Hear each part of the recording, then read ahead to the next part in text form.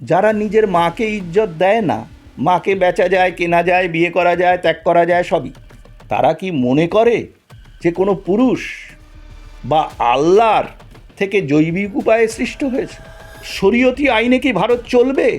মুসলিম personal ল board যেটা বলেছে absolutely বেআইনি কথা বলেছে। আমি বলছি যে এই লোকগুলো অশিক্ষিত, মূর্খ। ভারত বিরোধিতার কিন্তু কোনো জায়গা নেই, জাতীয়তাবাদের বিরুদ্ধে কোনো জায়গা নেই। জায়গাটা হচ্ছে মাতারম কেন বলা হবে, মাকে বলা হবে না? তাহলে কি ভারতীয় মাত্রেই মুসলিম ল বোর্ডের কথায় আমরা আমাদের মা, বোন, মেয়ে তাদেরকে বাজারে বিক্রি করে দেবো? কালচারাল মার্কসিজমের সৃষ্টিকর্তা ভারতীয় কমিউনিস্টরা অর্ধশিক্ষিত, তারাও কিন্তু ইচ্ছাকৃতভাবে এগুলোকে বলে না। আজকে এই সব অর্ধশিক্ষিত বদমাশ ভারত বিরোধী, হিন্দু বিরোধী লোকগুলো এই কথা বলছে। আমি বলতে চাই, এরা এদের শরীয়তি আইন ফলাবে। ভারতবর্ষে শরীয়তি আইন চলে না। আমাকে দেখাকেই মোল্লাগুলো পিটিয়ে তোমাকে দাঁড় করিয়ে দেবে। লকআপে পুড়ে রাখলে তোমার বাবার নাম বেরিয়ে যাবে, তখন বাবার নামে একটাই, আর কিছু বেরোবে না। তার বাবার পদবি ছিল ঘ্যান্ডি, সে হয়ে গেল গান্ধী। ভারত সরকারের, ভারতীয় সেনাবাহিনীর সম্পত্তি সবই হয়ে যাচ্ছে ওয়াকফ সম্পত্তি। এটা হতে পারে না। নিয়মে, পাকিস্তানের নিয়মে অসাংবিধানিক পাকিস্তানে ওদের পুশব্যাক করে দিক। এক বেটা যাবে না পাকিস্তানে, এক বেটা যাবে না, বলে দিচ্ছে, দায়িত্ব নিয়ে বলছি, পাকিস্তানে পাঠিয়ে দিক। কেন্দ্রের নির্দেশিকার বিরোধিতা করছে অল ইন্ডিয়া মুসলিম পার্সোনাল ল বোর্ড। এইখানে বিরোধিতাটা আছেটা কি স্যার? দেখো, এটা আসলে যে বিরোধিতাটা করছে সেটা হচ্ছে শরীয়তি আইন অনুযায়ী তারা করছে আর কি, বন্দে মাতারাম নিয়ে তারা। আর একটা জিনিস কি জানো তো, এদের সব ব্যাপারগুলোই খুব ক্রুড। মানে ভারতীয় উপমহাদেশের যারা ইসলামী এইসব তথাকথিত মানে আলেম ফলোয়ার্স কোরআনের, যেই জন্য এদেরকে কিন্তু মিডল ইস্টে, যেখানে আরব দেশে যেখানে ইসলামের উৎপত্তি, সেই সৌদি আরবিয়া বা ইউনাইটেড আরব এমিরেটসের মুসলমানরা এদের মুসলমানই বলে না। প্রত্যেকটা ধর্মের একটা বিবর্তন হয়। সব আমাদের হিন্দু ধর্মের তো সবচেয়ে বেশি হয় শুরু থেকেই।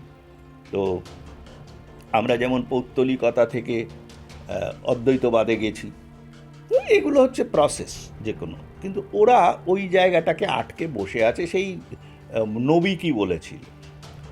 আর সবচেয়ে বড় কথা হচ্ছে যে এরা মনে করে সমাজে মহিলারা তারা খালি সন্তান উৎপাদন করবে, তাদের কোনো ইজ্জত নেই। যারা নিজের মাকে ইজ্জত দেয় না, মাকে বেচা যায়, কেনা যায়, বিয়ে করা যায়, ত্যাগ করা যায়, সবই, নিজের মেয়েকে দেয় না, বোনকে দেয় না, তারা কি মনে করে যে কোনো পুরুষ বা আল্লাহর থেকে জৈবিক উপায়ে সৃষ্ট হয়েছে? এটা তো সম্ভব নয়। কাজেই ওদেরকে, ওদের এই যে চিন্তাধারাটা, সেই নারী বিরোধিতা, এইটাকে চাপিয়ে দিতে হয়। এবং কোরআনের বিভিন্ন আয়ামে আছে, আমরা অনেক আগেও বলেছি, সেগুলো বড় কথা নয়। এখানে বড় কথা হচ্ছে যে ভারত সরকার একটি নিয়ম করেছে, এবং যে বন্দে মাতরমের 150 বছরে, যে বন্দে মাতরম আমাদের প্রথম থেকেই তো জাতীয় সং, ন্যাশনাল অ্যানথেম হচ্ছে জনগণ মন অধিনায়ক, আর বন্দে মাতরম হচ্ছে ন্যাশনাল সং। এবং আমরা এটার 4টে স্ট্র্যাঞ্জারি জানি, 4টে স্ট্র্যাঞ্জারি করতাম। এখানে ভারত বিরোধিতার কিন্তু কোনো জায়গা নেই, জাতীয়তাবাদের বিরুদ্ধে কোনো জায়গা নেই। জায়গাটা হচ্ছে মাতারম কেন বলা হবে, মাকে বলা হবে না? তাহলে কি ভারতীয় মাত্রেই মুসলিম ল বোর্ডের কথায় আমরা আমাদের মা, বোন, মেয়ে তাদেরকে বাজারে বিক্রি করে দেবো? তাদেরকে ওদের কথা অনুযায়ী শরীয়তি আইনে কি ভারত চলবে? মুসলিম পার্সোনাল ল বোর্ড যেটা বলেছে অ্যাবসলিউটলি বেআইনি কথা বলেছে। ওরা সংবিধান কোট করে দেখাক। আমি তোমাকে একটা কথা বলি, সংবিধানে লেখা আছে যে ভারতবর্ষ কোনো ধর্মনিরপেক্ষ নয়। সব ধর্মের মানুষদের ধর্মাচরণ করার অধিকার ভারতীয় সংবিধানে স্বীকৃত। দরকার হলে আমি আর্টিকেল কোট করে দিতে পারি। কিন্তু সেখানে দুটো লিমিটেশনস আছে। সেই লিমিটেশনসগুলো এরা ভুলে যায়। এদের যে উচ্ছিষ্টভোগী কালচারাল মার্কসিজমের সৃষ্টিকর্তা ভারতীয় কমিউনিস্টরা অর্ধশিক্ষিত, তারাও কিন্তু ইচ্ছাকৃতভাবে এগুলোকে বলে না, বা তাদের যে পরবর্তী জেনারেশন এখন হয়তো পরেও নি। সেই লিমিটেশন দুটোর একটা হচ্ছে যে এই ধর্মাচরণ অন্য ধর্মের মানুষদের ধর্ম এবং জীবনযাত্রায় কোনো হস্তক্ষেপ করবে না। This is number one. Number two হচ্ছে দেশের রাষ্ট্রের সংহতি, অখণ্ডতা, একতার বিরুদ্ধে যাবে না। তা আমরা মা মনে করি, আমরা ভারতীয় হিন্দুরা মা মনে করি, খ্রিশ্চানরাও তো মাদার মেরি, তাকে তো মাই মনে করে। হ্যাঁ, তো আমরা ওদের কথা অনুযায়ী কেন করব? এবং আজকে এই সব অর্ধশিক্ষিত বদমাশ ভারত বিরোধী, হিন্দু বিরোধী লোকগুলো এই কথা বলছে। আমি বলতে চাই, যখন জিন্না, যেই জন্য জিন্নার এই একটা কথাকে আমি খুব সম্মান করি, জিন্নার অবশ্য নিজের কথা এটা নয়, এটা স্যার সৈয়দ আহমেদ অনেক আগেই বলেছিলেন, জিন্না এটা পলিটিক্যালি প্রথম প্লেস করে। সেটা হচ্ছে যে যেহেতু ইসলাম একটি পৃথক জাতিসত্তা, সেহেতু ইসলামীরা অন্য কোনো ধর্ম, মানে ভারতে হিন্দু ধর্ম, অন্য কোনো ধর্মের মানুষদের সঙ্গে সামাজিক, ধর্মীয়, অর্থনৈতিক ইত্যাদি কোনোভাবেই সহাবস্থানে থাকতে পারে না। Absolutely true, because of this people. এরা এদের শরীয়তি আইন ফলাবে। ভারতবর্ষে শরীয়তি আইন চলে না। আমাকে দেখাকেই মোল্লাগুলো যে শরীয়তি আইন ভারতবর্ষে কোথায় অ্যাকসেপ্ট করেছে। শরীয়তি আইন অনুযায়ী তুমি বন্দে মাতরমকে আপত্তি করতে পারো, কিন্তু তুমি দাঁড়াবে না মানে কি?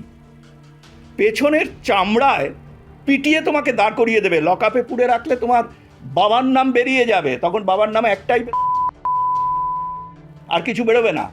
তারা তো সাব জানিয়ে দিয়েছে স্যার, এ ধরনের নির্দেশ অসাংবিধানিক এবং ধর্মীয় স্বাধীনতা ও ধর্মনিরপেক্ষ। আমি বলছি যে এই লোকগুলো অশিক্ষিত, মূর্খ।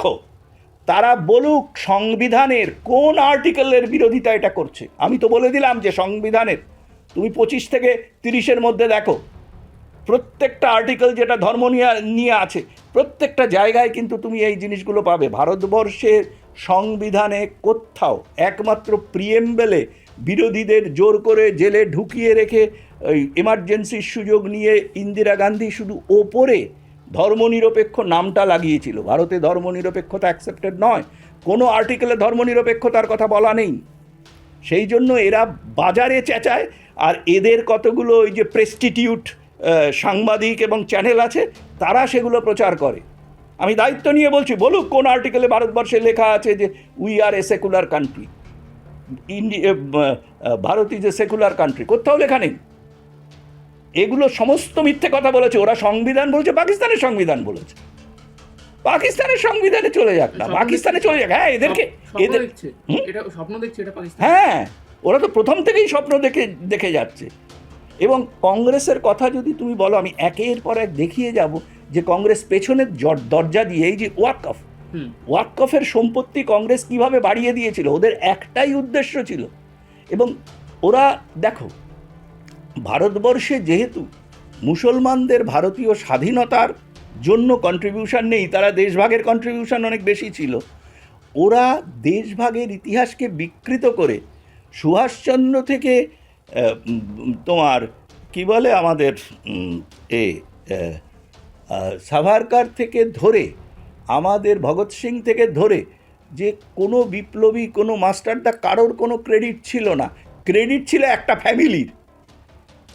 সেই ফ্যামিলির আমি তোমাকে দেখিয়ে দেবো, সেই ফ্যামিলির যে ছেলেটাকে নিয়ে এখন অনেক লাফালাফি হচ্ছে ইয়েতে, আমাদের পার্লামেন্টে, তার ঠাকুমার বাবা যখন প্রথম প্রধানমন্ত্রী ছিল, তার বক্তব্য, তার লেখা নোট অনুযায়ী এর ভারতবর্ষে রাজনীতি করার কথা নয়।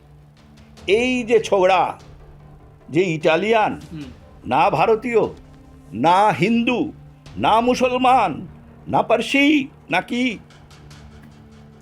তার বাবার পদবি ছিল ঘ্যান্ডি, সে হয়ে গেল গান্ধী। তার বোনের বিয়ে হয়েছে ভদ্রার সঙ্গে, সে হয়ে গেল গান্ধী, লে আলুয়া। এইভাবে কংগ্রেস আমাদের দেশকে ইসলামী বিগটরির হাতে তুলে দিতে চেয়েছিল। বিভিন্ন রকমভাবে ওয়াকফের সম্পত্তি, ভারত সরকারের, ভারতীয় সেনাবাহিনীর সম্পত্তি সবই হয়ে যাচ্ছে ওয়াকফ সম্পত্তি। এ তো হতে পারে না। আইনের মারফত সেটা পরিবর্তিত হয়েছে। এদের খুব রাগ হয়েছে। রাগ হয়েছে মানে এইভাবে আরেকটা পাকিস্তান তৈরি করতে পারতাম, না হলে 3টে পাকিস্তান ভারতবর্ষকে ভেঙে করতাম। সেটা তো হতে পারছে না। সমস্ত জাতীয়তাবাদী শক্তিদের এই সব ল বোর্ড, অমুক পার্সোনাল ল কি? তাহলে পার্সোনাল হিন্দু ল বোর্ড কেন থাকবে না? পার্সোনাল ক্রিশ্চিয়ান ল বোর্ড থাকবে না? পার্সোনাল তোমার বুদ্ধিস্ট ল বোর্ড কেন থাকবে না? বা পার্সোনাল শিখ ল বোর্ড কেন থাকবে না? কেন মুসলিম ল বোর্ড থাকবে? ভারতীয় সংবিধানে কোথায় এই স্বাধীনতা একটা বিশেষ দলকে দেওয়া হয়েছে?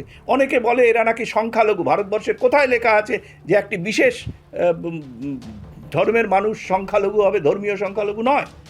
সংখ্যালঘুটার কোনো স্পেসিফিক মানে দেশের নিরিখে হয় না, স্পেসিফিক রিজিয়ানে। সংখ্যালঘুদের কাউন্টিং হচ্ছে দুটো, একটা ধর্মের নিরিখে, আর একটা হচ্ছে কালচারের এবং লিঙ্গুইস্টিক মাইনরিটি। মাইনরিটি কথাটা হচ্ছে লিঙ্গুইস্টিক।